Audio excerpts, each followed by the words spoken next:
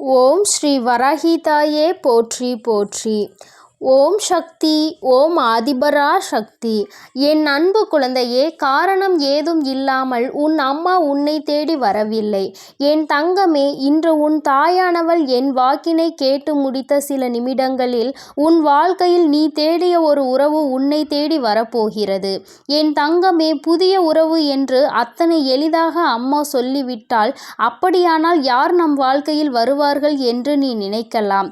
என் தங்கமே, உன் வாழ்க்கையில் உனக்கு கஷ்டங்களை கொடுத்த ஒரு உறவுதான் இன்று அவர்களினுடைய மனநிலையில் மாற்றங்கள் ஏற்பட்டு அன்பு வைத்து உன்னை தேடி வரப்போகின்றார்கள். என் தங்கமே, ஒருவர் மனதில் ஏகப்பட்ட மாற்றங்கள் ஏற்பட்டு இருக்கின்றது. அவர்கள் கடந்த கால வாழ்க்கையை மறந்து மீண்டும் புதியதொரு வாழ்க்கையை வாழ வேண்டும் என்று ஆசைப்பட்டால் அவர்கள் புதிய உறவு என்றுதானே சொல்ல முடியும். அம்மா உன்னிடத்தில் அப்படி என்ன சொல்ல போகிறேன் என்று நீ கேட்க ஆர்வமாக இருக்கின்றாய் அல்லவா? உன்னிடத்தில் இந்த வாக்கினை தந்து கொண்டிருக்கின்ற நானும் மிகுந்த மகிழ்ச்சியோடு இருக்கின்றேன். நான் ஒருபொழுதும் உன்னிடத்தில் பொய்யுரைத்தது கிடையாது. இந்த தாயானவள் எனக்கு உன்னிடத்தில் பொய்யுரைக்க வேண்டிய அவசியமும் ஒரு நாளும் வந்தது கிடையாது.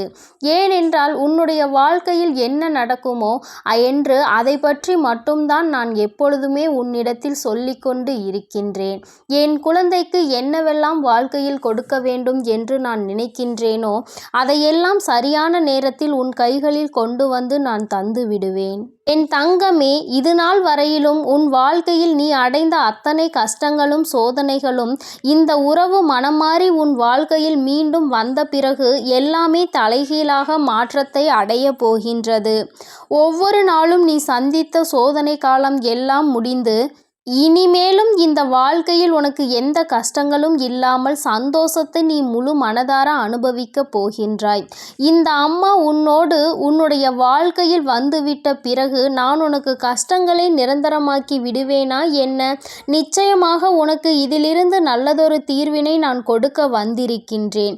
என் தங்கமே, நான் உன்னை கண்டு உன்னுடைய மனதில் இருக்கின்ற எண்ணங்களை என்னவென்று ஆராய்ந்த பொழுதுதான் எனக்கு புரிந்தது. உன்னை விட்டு பிரிந்த ஒரு உறவை நினைத்து நீ எந்நாளும் மனவேதனையில் இருந்து கொண்டிருக்கிறாய் என்று. உறவு என்பது எல்லோருக்குமே இங்கு அத்தனை பெரிய மகிழ்ச்சியை கொடுக்கக்கூடியதாக இருக்க வேண்டும். ஆனால் உனக்கோ அது பாதி சந்தோஷத்தையும் பாதி மனவேதனையையும் கொடுத்தது.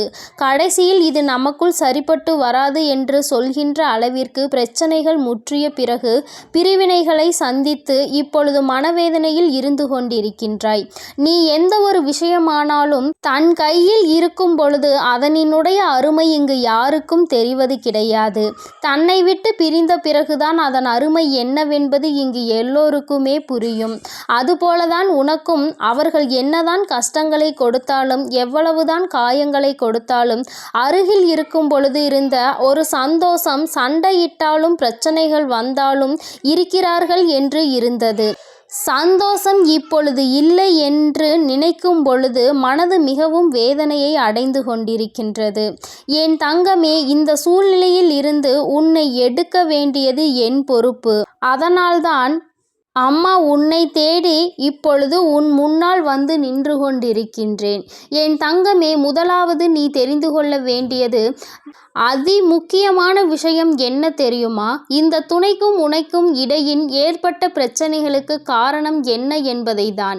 என் தங்கமே, அருகில் இருக்கும் பொழுது அவர்களினுடைய அருமை தெரியாமல் போனாலும் இப்பொழுது உனக்கு மீண்டும் அந்த வாழ்க்கை தொடர்ந்தால் பிரச்சனைகள் தான் வரும் என்று தெரிந்தாலும் கூட பரவாயில்லை.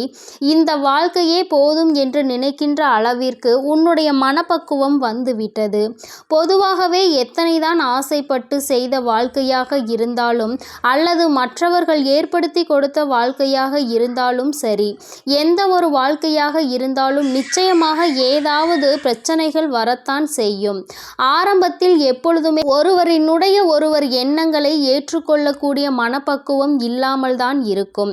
ஆனால் நாட்கள் செல்ல செல்ல குடும்ப குடும்பம் அடுத்த நிலைக்கு செல்லும் பொழுது நிச்சயமாக ஒருவருக்கொருவர் மனப்புரிதல் ஏற்பட ஆரம்பிக்கும். என் தங்கமே, முதலில் இந்த புரிதல் உனக்குள் இருக்க வேண்டும். இனிமேலும் இந்த வாழ்க்கையில் இது போன்ற ஒரு பிரச்சனைகளால் பிரிவினை என்பது ஏற்படக்கூடாது. இது முதல் முறை என்பதால் அம்மா உன்னிடத்தில் இத்தனை நேரமும் இந்த விஷயத்தை பற்றி பேசிக் கொண்டிருக்கிறேன். நிச்சயமாக அடுத்த முறை இது மிகப்பெரிய பிரிவினையை ஏற்படுத்தி கொடுத்துவிடும். இந்த முறையே கிடைக்கின்ற வாய்ப்பினை சரியாக பயன்படுத்தி கொண்டு உங்கள் வாழ்க்கையின் மீது இருக்கின்ற அக்கறையை சரியாக காட்ட வேண்டும். என் தங்கமே, இது போன்ற வாழ்க்கை அமையாமல் எத்தனையோ பேர் அங்கு மனவேதனையில் இருந்து கொண்டிருக்கிறார்கள். இங்கு நீங்கள் கிடைத்த வாழ்க்கையை தொலைத்துவிட்டு மறுபடியும் வாழ்க்கையை ஏற்படுத்த முடியுமா என்று சிந்தித்து கொண்டிருக்கின்றீர்கள். என் தங்கமே, இனிமேலாவது இது போன்ற விஷயங்களில் சற்று கவனமாக இருக்க வேண்டும். என் தங்கமே, ஒரு விஷயத்தை நீ தெளிவாக புரிந்து கொண்டிருப்பாய். ஆனால் இப்பொழுது அம்மா உன்னிடத்தில் சொல்வது என்னவென்பதை உன்னால் நிச்சயமாக உணர முடியும். ஏனென்றால் ஒன்று நிச்சயமாக இருக்கின்றது. என் தங்கமே, ஆண்கள் இல்லாமல் ஒரு பெண்ணால் வாழ்ந்துவிட முடியும். நிச்சயமாக ஒரு பெண் இல்லாமல் ஒரு ஆணால் கடைசி காலத்தில் தனியாக வாழ்வது என்பது சற்று கடினமான விஷயம்தான். என் தங்கமே, நீ நினைக்கலாம், அம்மா நீ பெண் என்பதால் பெண்ணிற்கு எப்பொழுதும் நீ ஆதரவு கொடுக்கிறாயா என்று என் பிள்ளை என்னிடத்தில் நீ கேட்கலாம். என் தங்கமே, வாழ்க்கையினுடைய சில யதார்த்தங்களை புரிந்து கொண்டுதான் அம்மா உன்னிடத்தில் சொல்கின்றேன். பெண் என்றாலும் ஆண் என்றாலும் இரண்டு பேரும் என்னுடைய குழந்தைகள். யாருக்கு கஷ்டம் என்றாலும் இந்த தாயானவள் நிச்சயமாக வருவேன். என் தங்கமே, அம்மா இப்படி சொல்வதற்கான காரணத்தை உன்னிடத்தில் சொல்கிறேன். இப்பொழுதாவது உனக்கு புரிகிறதா என்று ஒரு முறை சிந்தித்து பார். என்ன தெரியுமா என் தங்கமே, இன்றோடு வாழ்க்கை நின்று விடுவதில்லை. தன்னுடைய குழந்தைகள் பேர குழந்தைகள் என்று வாழ்க்கையும் குடும்பமும் பெருகி கொண்டே இருக்கும். என் குழந்தையே, இந்த நேரத்தில் ஒரு பெண்ணானவள் இந்த உலகத்தை விட்டு சென்று விடுகிறாள் என்றால் என் தங்கமே, ஒரு ஆண் முதலில் தன்னுடைய மனைவியை தவிர வேறு யாரிடத்திலும் கையேந்தி உணவு உண்ண விரும்ப மாட்டான். சில நேரத்தில் தனக்கு எத்தனைதான் அருமையான குடும்பம் இருந்தாலும், எல்லோரும் தன்னை எத்தனைதான் தாங்கி தாங்கி பார்த்தாலும், தனக்காக எத்தனையோ அன்பினை காட்டி உணவு சமைத்து பரிமாறினாலும் அந்த மனைவி இல்லை என்ற ஒரு ஏக்கம் அவர்களுக்குள் இருந்து கொண்டே இருக்கும். சுயமாக எல்லோரிடத்திலும் அத்தனை எளிதாக அவர்கள் அனுசரித்து விட முடியாது. யாரேனும் ஒரு வார்த்தை அதிகமாக பேசிவிட்டால் அதை தாங்கிக் கொள்ளக்கூடிய மனப்பக்குவம் அவர்களுக்கு இருக்காது.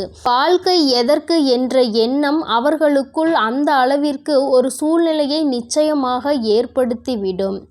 என் தங்கமே, அதே நேரத்தில் ஒரு பெண்ணானவள் தன்னுடைய குடும்பத்தில் இருக்கின்ற எல்லோரையும் ஒரே நேரத்தில் அரவணைத்து கொண்டிருப்பவள். அத்தனை பேரும் எப்படியெல்லாம் பேசுவார்கள், எப்படியெல்லாம் நடந்து கொள்வார்கள் என்பதை நன்கு உணர்ந்தவள். தனக்கு தேவையான விஷயங்களை தன்னாலேயே செய்து கொள்ள முடியும் என்ற எண்ணத்தை கொண்டவள். யாரையும் நம்பக்கூடாது என்பதில் தெளிவாக இருக்கக்கூடியவள். இது போன்ற ஒரு ஆணால் இருக்க முடியுமா என்றால் நீண்ட காலத்திற்கு அவர்களால் அதனை செய்துவிட முடியாது என்றுதான் அம்மா சொல்கின்றேன். யாராக இருந்தாலும் சரி, கடைசி காலத்தில் ஆணுக்கு துணையாக பெண்ணும், பெண்ணுக்கு துணையாக ஆணும் இருக்க வேண்டும். ஏனென்றால் கடைசியில் அவர்கள் தங்களினுடைய மன உணர்வுகளை பகிர்ந்து கொள்வதற்கு கூட யாரும் இல்லாமல் தனிமையாக இருந்துவிடக் கூடாது என்றுதான் அம்மா இப்படி சொல்கின்றேன். இங்கே நிறைய பேர் வாழ்க்கை துணையே வேண்டாம், வாழ்க்கையே வேண்டாம், தனிமையில் இருந்து விடுவேன் என்று நினைக்கின்றார்கள். வயது முதிரும் பொழுது, உடல் தளரும் பொழுதுதான் ஒரு துணை இருந்திருக்கலாம் என்று தோன்றும். அன்று வருத்தப்படுவதினால் எந்த லாபமும் கிடையாது.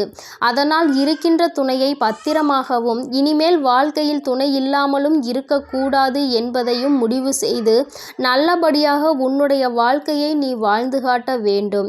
என் அன்பு குழந்தைக்கு இந்த தாயானவளினுடைய ஆசீர்வாதங்கள் எப்பொழுதுமே முழுமையாக இருக்கும். என் தங்கமே, உனக்கும் உன்னுடைய உறவிற்கும் சிறு சிறு பிரச்சனைகள் இப்பொழுது இருந்தாலும் கூட, தவறு அவர்கள் பக்கம் இருந்தாலுமே கூட நீ இறங்கி போவதில் எந்த ஒரு தவறும் கிடையாது.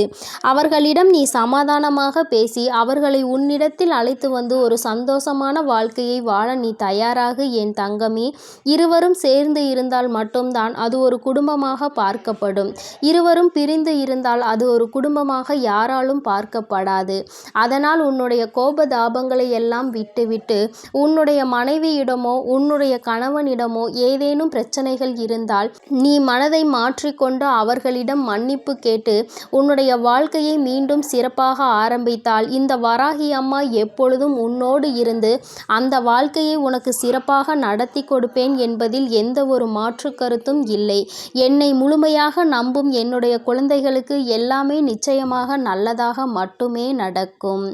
ஓம் ஸ்ரீ வராகி தாயே போற்றி போற்றி. ஓம் ஸ்ரீ வராகி தாயே போற்றி போற்றி. ஓம் சக்தி. ஓம் ஆதிபரா சக்தி.